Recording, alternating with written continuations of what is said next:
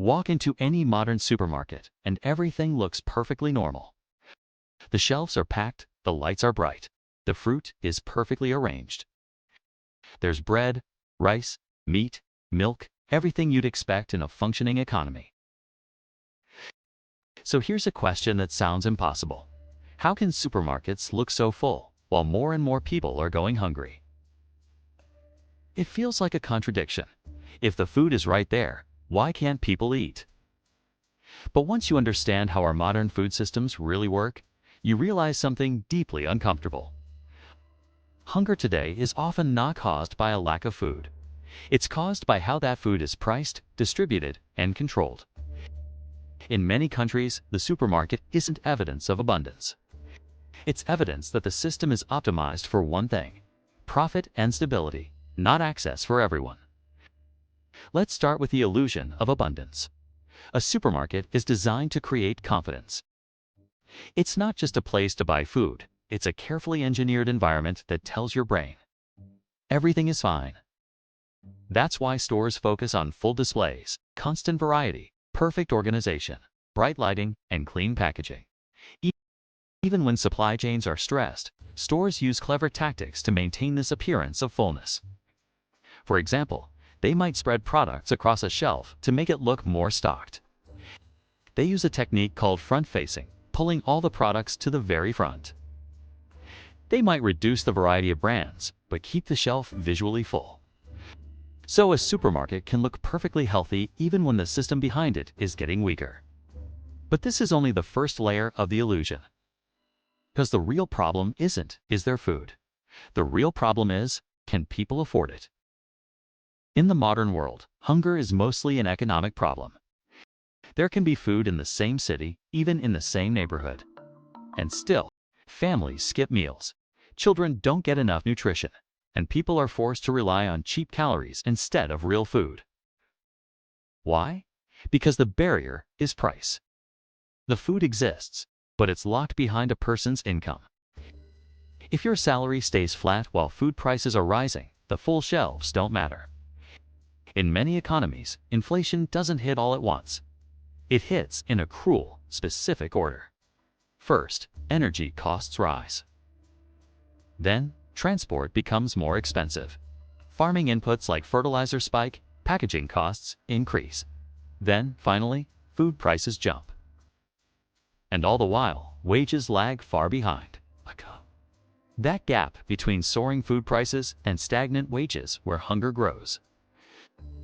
Supermarkets remain full because the people at the top of the income pyramid can still afford to buy everything. So the shelves aren't filled for society.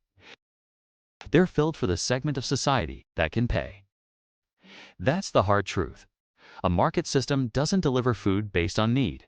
It delivers food based on purchasing power. A lot of people ask, well, if there's plenty of food, why don't supermarkets just lower their prices?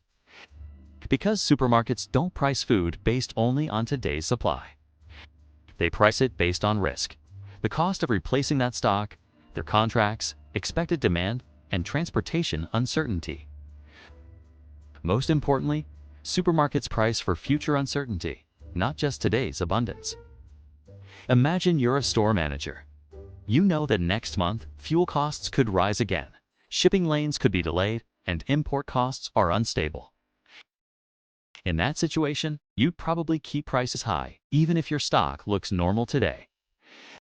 This is why grocery prices often behave like a ratchet. They go up fast, but they come down very slowly, if at all. In unstable systems, businesses protect themselves by building in price buffers that keeps the shelves looking stable while making consumers more fragile. Here's something the average person rarely sees. Food is not a single industry.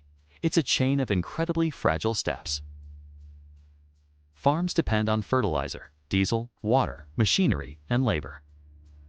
Then, the food itself depends on processing factories, packaging suppliers, cold storage, trucking fleets, ports, and retail distribution centers. If any one of these steps becomes expensive or unstable, prices rise. But supermarkets still look full because the system prioritizes appearance and continuity. Retail is the final stage, which means shortages often appear there last. Before the shelves go empty, the system starts cutting corners quietly. You'll see cheaper ingredients, smaller portion sizes, lower nutritional quality, fewer brands, and reduced variety. The shelf may remain full, but the food system is slowly degrading. This is why modern food crises look so different. Instead of empty shelves everywhere, you get fewer choices, higher prices, smaller packages, and lower quality. And all the while, hunger increases invisibly. Now here's one of the most shocking parts of this entire system. A world with hunger also wastes massive amounts of food. Supermarkets throw away perfectly good food for reasons like approaching expiration dates, cosmetic imperfections, or simply because their demand forecasting was slightly off. This waste doesn't happen because society doesn't need the food. It happens because the system is designed around efficiency, predictability, appearance, and protecting against liability. To a supermarket, spoiled food isn't just a loss, it's a risk. Even perfectly edible food might be rejected because it doesn't meet cosmetic standards, it can't be sold fast enough, or it affects their precious profit margins. So the system produces a nightmare contradiction. Food exists, food is wasted, and yet people go hungry. This tells us something crucial. The food system is not built to feed people, it's built to sell to them. So what does hunger look like in a country with full supermarkets? It rarely looks like outright famine. It looks like skipping breakfast, choosing the cheapest calories, lowering your protein intake, buying less fresh food, and relying on bread, noodles, and sugar. This is called hidden hunger. People aren't necessarily starving, but they aren't getting what their bodies need to be healthy. Supermarkets can look full because cheap calories still exist, but real nutrition becomes a luxury. Meat, dairy, fish, fresh vegetables, fruit, and quality oils all become expensive. Over time, this creates a different kind of crisis. Obesity rises, health declines, medical costs grow, and productivity falls. A food price crisis isn't just a consumer issue, it's a slow, silent mechanism for societal collapse.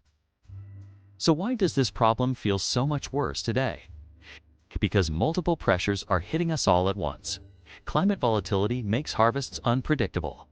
Energy instability means fuel and fertilizer costs swing wildly. Trade is fragmenting due to sanctions, conflicts, and shipping risks. Many countries are struggling with debt and weak currencies, making it impossible to stabilize food import costs.